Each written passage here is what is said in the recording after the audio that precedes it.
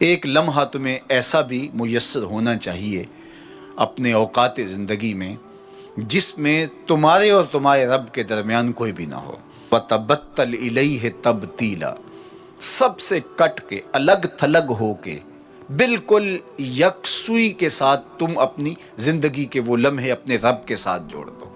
جس طرح ایک روایت میں فرمایا لی مع اللہ وقت لا یسعنی فیہ نبی مرسل ولا ملک مقرب، میرا اور میرے رب کا معاملہ کبھی ایسا ہوتا ہے درمیان میں نہ کوئی فرشتہ ہوتا ہے نہ کوئی رسول اور پیغمبر ہوتا ہے، وہاں میرا اور میرے رب کا ہی معاملہ ہوتا ہے۔ تو یہ یکسوئی کے لمحات ہیں، تو ہمیں بھی حضور علیہ الصلوۃ والسلام کے سینے سے نور لے کے اپنی زندگی میں کچھ ایسے اوقات مقرر کرنے چاہیے، اور وہ بہترین وقت میرے رب نے خود بیان فرمایا ناشیۃ اللیل ہے، وہ سحری کا وقت ہے، وہ رات کے لمحے ہیں، وہ پچھلے پہر کی مبارک گھڑیاں ہیں جب رحمتیں چھم چھم اتر رہی ہوتی ہیں اور اللہ کی رحمتیں بندے کا استقبال کر رہی ہوتی ہیں۔ تو اس وقت اگر اللہ کے حضور کھڑے ہو کے ربط قائم کیا جائے تو وہ اللہ کے ساتھ جڑنے کا بہترین وقت ہے۔ اور نماز میں تبتل ہو، جب ہم نماز پڑھ رہے ہوں تو مکمل انہماک رب کے ساتھ ہو۔ سیدنا علی المرتضیٰ رضی اللہ تعالیٰ عنہ کے بدن میں تیر لگا ہے اور وہ نماز میں مصروف ہیں اور تیر نکال لیا جاتا ہے، جب سلام پھرتا ہے تو پھر آپ کو پتہ چلتا ہے کہ یہ تو جو ہے وہ تیر تھا جو نکال لیا گیا۔ تو یہ انہماک ہے، رب کے ساتھ انہماک۔ اور وہ فرمایا گیا حدیث جبریل میں کہ اپنے رب کی اس طرح عبادت کرو کہ گویا تم اسے دیکھ رہے ہو، اور اگر یہ کیفیت پیدا نہیں ہوتی تو کم از کم یہ کیفیت تو ہو کہ وہ تمہیں دیکھ رہا ہے۔ فَاتَّخِذْهُ وَكِيلًا، اور اسی کو کارساز بناؤ، اسی پر توکل، اسی پر بھروسہ، اپنے امور اسی کے سپرد کرو۔ جب اپنے امور اپنے رب کے سپرد کرنے کا مزاج پیدا ہو جاتا ہے، زندگی سوکھی ہو جاتی ہے۔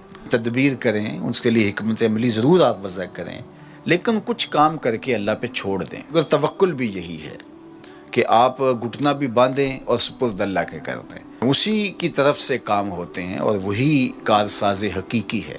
تو فرمایا کہ فَاتَّخِذْهُ وَكِيلًا، اسی کو کارساز بنا لیجئے اور اسی پر اپنے کاموں کو چھوڑ دیجئے۔ جو کشتیاں اس کے نام پر ڈال دی گئیں وہ ڈوبتی نہیں ہیں، وہ منزل تک، ساحل تک پہنچتی ہیں۔ تو ہمارا تو اتنا ہی کام ہے کہ کشتی ڈال دی، لیکن اس کو پار لگانا تو اسی کا کام ہے۔ تو اسی لیے ہم سواری پر بیٹھتے ہوئے کہتے ہیں کہ مالک اس کو مسخر تو نے ہی کیا ہے ہمارے لیے، ہمارے میں طاقت تو نہیں تھی کہ اس کو مسخر کر سکتے۔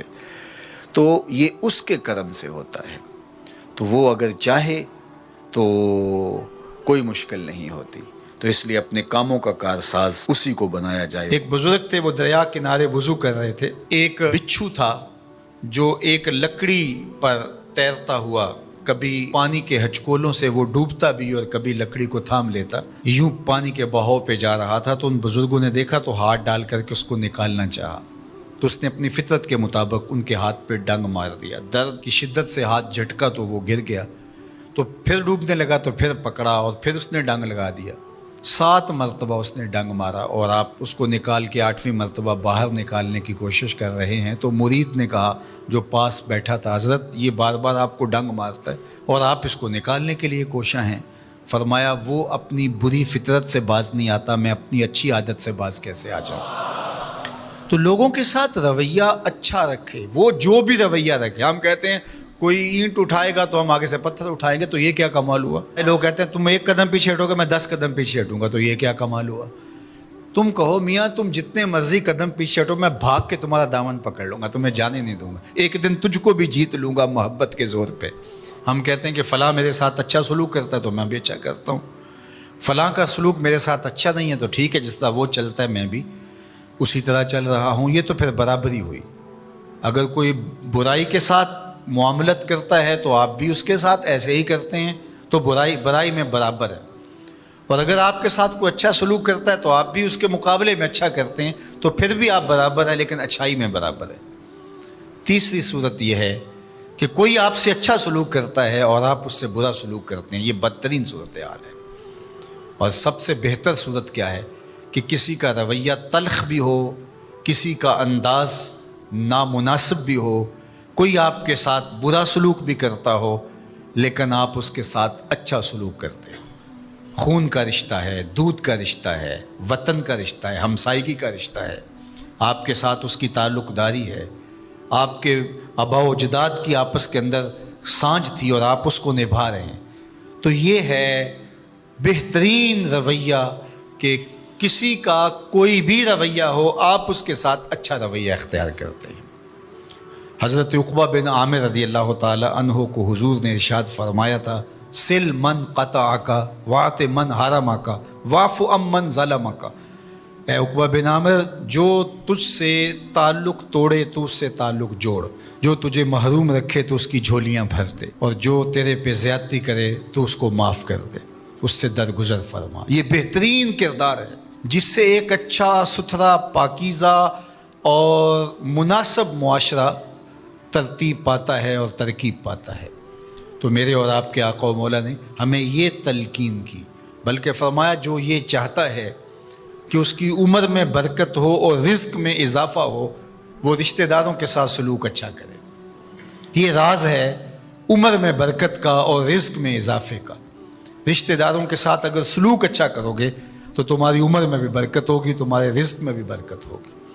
تو ہمیں یہ تلقین کی گئی۔ رشتہ دار تو دودھ یا خون کی سانجھ سے رشتہ دار بنتے ہیں، کوئی عام انسان بھی ہو، ہمیں تو ان کے ساتھ بھی اچھا رویہ اختیار کرنے کی تلقین کی گئی۔ حتیٰ کہ آپ کے دین پر نہ بھی ہو تو آپ کی ہمسائیگی میں بستا ہے، مستامن ہے، ذمی ہے، تو اس کے ساتھ آپ کا سلوک اچھا ہوگا۔ آپ کا دین آپ کو یہ سکھاتا ہے۔ شیخ سعدی بولے، شنیدم کے مردان راہ خدا، دلے دشمنا ہم نہ کردن تنگ، تو را کے میسر شود ای مقام، کہ با دوستانت خلاف است و جنگ۔